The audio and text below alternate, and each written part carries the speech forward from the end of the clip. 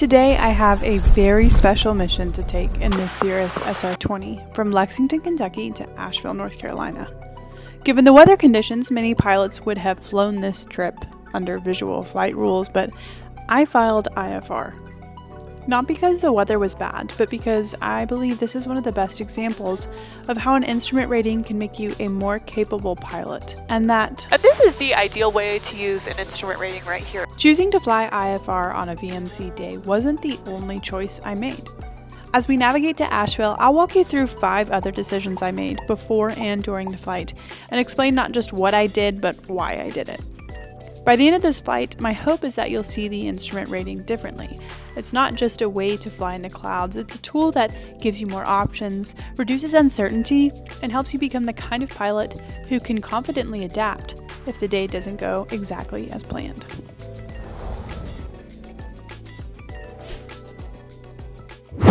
Lexington Airport Information Sector 1454 is the blue weather. Turn right Wind heading 190 at 6, visibility 10, sky clear. 270, Temperature 26, 2.15, altimeter 3006. Wind 1003, runway 22, approaches in use, landing and departing runway 22.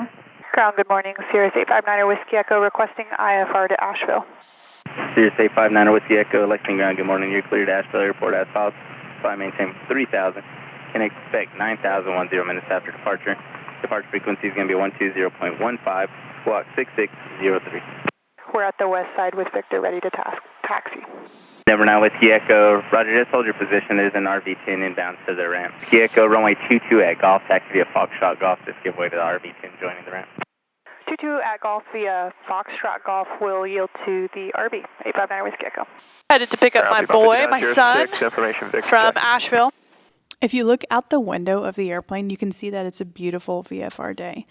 And if you look at the forecast over the whole flight, there's nothing that really required an IFR flight plan.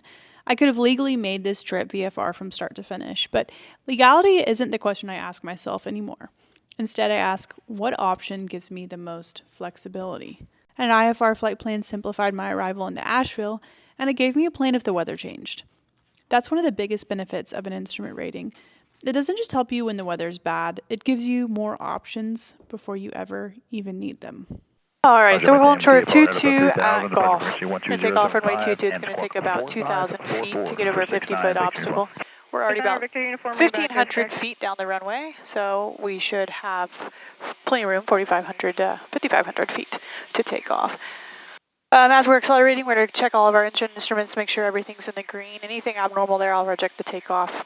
Then I'll rotate at 71, and if I have any engine failure after rotation with runway, I'll land on remaining runway. If I have engine failure after rotation, no runway, below 600 feet, I'm going to land straight ahead. Between 600 and 2,000 feet, AGL, I will activate caps immediately if I have engine failure. Above that, I'll diagnose the situation, try and fix it if I can, maneuver to the best caps activation site, and get ready to pull caps at that decision altitude of 2,000 feet, AGL. So, boost pump on, make sure rich, flaps are set, toga button and heading mode, landing lights on. Be my friend, Tina Louise. Tower 859 Whiskey Echo, 22 at Golf, ready for departure, got the landing traffic at sight.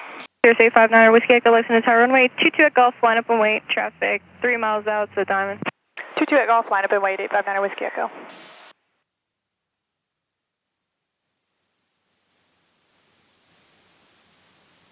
Cirrus 9 Whiskey Echo, turn left heading 180, runway 22 at Golf, clear for takeoff. Left 180, 22 at Golf, clear for takeoff, 859 Whiskey Echo. Piedmont 5906 Lexington Tower, runway 22, line up and wait, traffic departing downfield. Runway 22, line up and wait, Piedmont 5906.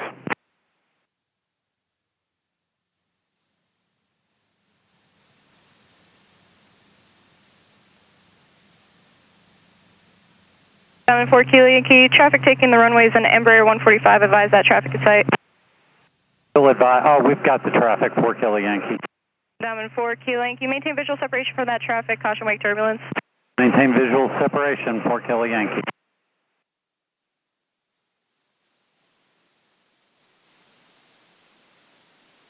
Piedmont 5906, wind 1604, fly runway heading, runway 22, clear for takeoff. Runway heading 22, clear for takeoff, Piedmont 5906. Cirrus 9 Whiskey Echo, start your left turn. Left turn, 859 Whiskey Echo. Diamond 4 Kilo Yankee, runway 22, clear for the option. Production 224, KLEX, thank you. Here's 9 Whiskey Echo, contact departure. Over to departure, have a good one. 9 Whiskey Echo. 350. Caps available. Departure, good morning. 859 Whiskey Echo, 1,600, climbing 3,000, heading 180. 859 Whiskey Echo, Lex departure, radar contact, turn left direct Sierra Oscar Tango, climb maintain 9,000.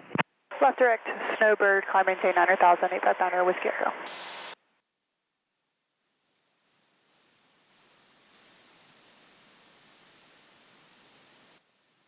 There's our decision altitude for caps. A little bumpy today, but once we get up above this little bit of haze and cloud layer, it should be just fine. A little bit of trim here, a little bit of rudder. Lost 1 Kilo Yankee, reduce speed 180. 180, 1 Kilo Yankee. Our climb checklist, climb power set, flaps are up, check. Mixtures in the green arc, check, and fuel pump, we're going to keep it on in our climb for vapor suppression. Next is cruise. Alrighty, we're on the way. Gotta turn on autopilot. Looking outside, you can see a scattered to broken layer sitting a few thousand feet below us. On a warm summer afternoon, those puffy cumulus clouds usually mean one thing: bumps. But by climbing above them, the ride gets smoother, the air is cooler, and it's simply a more enjoyable experience. Because I'm already operating IFR, climbing through that layer isn't something I have to worry about, or descending through it when I get to my destination. It's just another part of the flight. All right, we just got switched over to Asheville approach, but before we talk to them, I want to listen to the ATIS.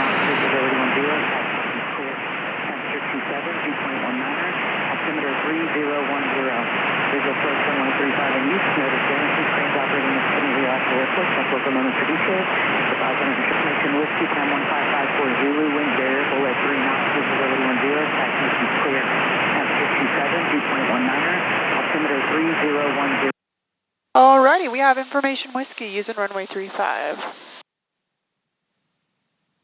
Asheville, good afternoon. Sirius 859er Whiskey Echo 9,000 with information whiskey. November 859er Whiskey Echo, Asheville approach, Asheville altimeter 3009er. 3009er 859er Whiskey Echo. We got tower and comm 1 standby, ready for that next switch. And ground's in the comm 2 active at this time. We are about 17 minutes away. Still have the last little, not little really, but some mountains to go over as we are inbound to Asheville. The off-road obstruction clearance altitude in this area as we go over these mountains is 8,900. We're at 9,000 feet here, so we've got plenty of space over these mountains. And it's not full instrument conditions. We've got, some few clouds here and there. So we can see the terrain for the most part, which is really nice.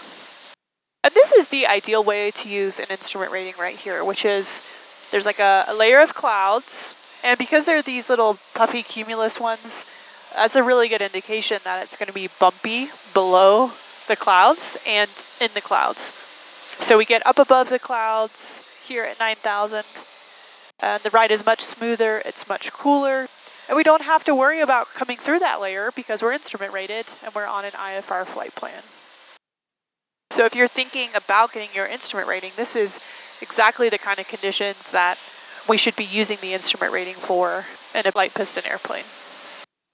I'm really excited about to see my son. I haven't seen him in about a week, so I'm coming down here to pick him up. And I think he's excited because he'll get a little flight lesson on the way home. We'll see if he winds up napping or playing on a switch or something, as 12-year-old boys tend to do, but I'm looking forward to seeing my little man. November 859er Whiskey Echo, descend and maintain 7,000. Descend maintain 7,000, 859er Whiskey Echo. All right, descent altimeter is check, set, landing lights on, fuel quantity. We're pretty well balanced there. Power lever, I'll keep it high, we're kind of far out. Mixture, slowly increase, slightly, seats, belts, check, brake pressure, check. Descent checklist complete, now we've got before landing. probably will slow down here because these clouds are going to be bumpy.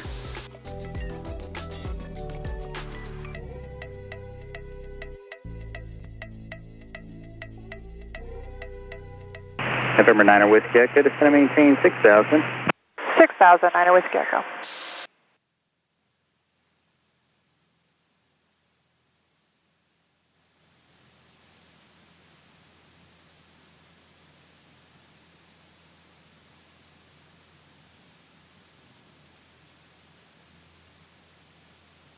Approach low, that's at 541, 13.6, descending 11,000 with Whiskey.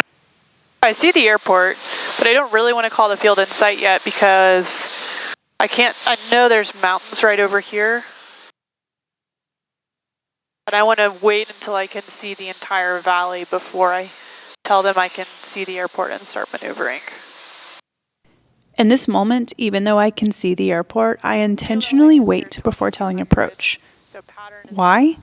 Well, because I couldn't see the entire valley, or all of the terrain between me and the runway, or the mountains around me because of those clouds. Once you accept a visual approach, you're taking on more responsibility for terrain clearance and separation from traffic. I just wanted to be sure I had the full picture before making that transition. Sometimes the safest decision is simply waiting another 30 seconds. Sit at 541, turn 20 degrees left, vectors for visual approach runway 35, descend and maintain 6,000. All right, we've got the weather, we've got the altimeter, our speed is looking good, we're being vectored in here. November 9er Whiskey Echo, contact approach on 124.65. 124.65, 859er Whiskey Echo. Approach 859er Whiskey Echo, 6,000, heading 170. 9er Whiskey Echo, Asheville approach, roger, expect your approach clearance midfield. I see a Delta airplane departing. That's kind of cool. I guess when wind's calm, they prefer 3-5 because it kind of shoots you down a valley with less things to run into. I'm going to get ready to start a descent pretty quickly here.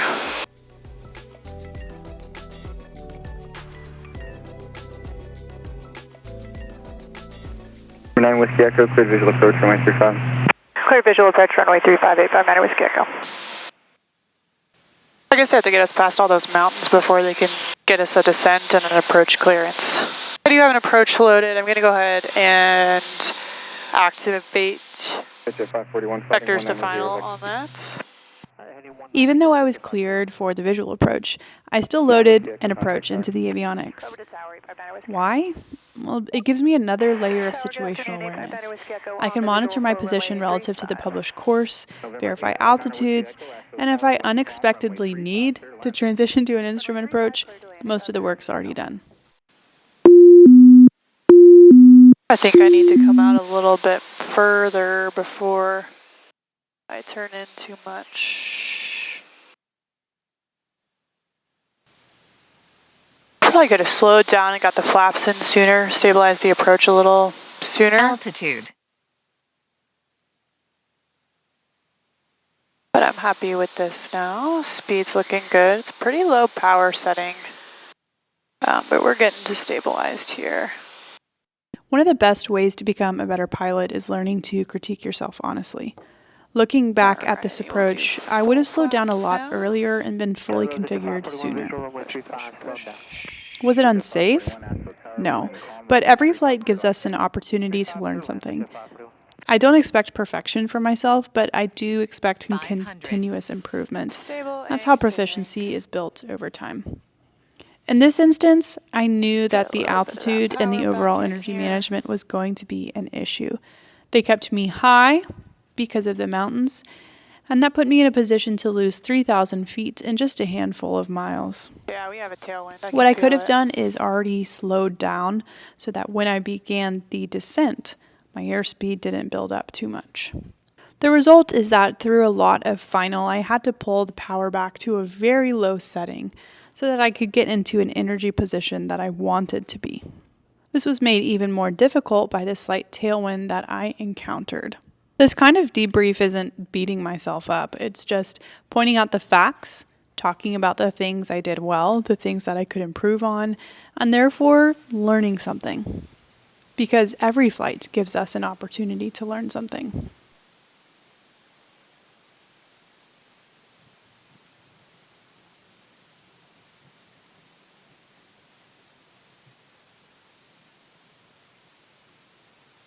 November 9er, Whiskey Echo, turn right Alpha 5, contact ground point 9er. Alpha 5, then over to ground point 9859 Whiskey Echo. Ground 859 Whiskey Echo, clear 35 at Alpha 5, park and signature. 959 Whiskey Echo, Asheville ground, welcome in, taxi ramp via Alpha. Ramp via Alpha 859 Whiskey Echo.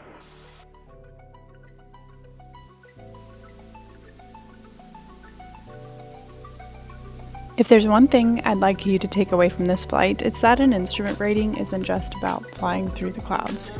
It's about giving yourself more options. Every decision I made today started before the engine was ever running. Filing IFR wasn't a reaction to bad weather. It was a proactive decision that made the entire flight more comfortable, more flexible, and reduced uncertainty from departure all the way to landing. And that's what true proficiency really looks like. It's not waiting until things become difficult. It's making thoughtful decisions early so they never have to. If you enjoyed this video, please like and subscribe to the channel. If you felt like you got a lot of value out of this video and you want to support the videos that I make, head on over to Patreon where you can become a member and have access to longer, less edited videos of flights just like this. If you're interested in the more technical aspects and the checklists, and you want to feel like you're riding along, that's the place to go. If you want to hear about everything that Gilbert Aviation is up to, head over to our website, gilbertaviation.com, and join our mailing list.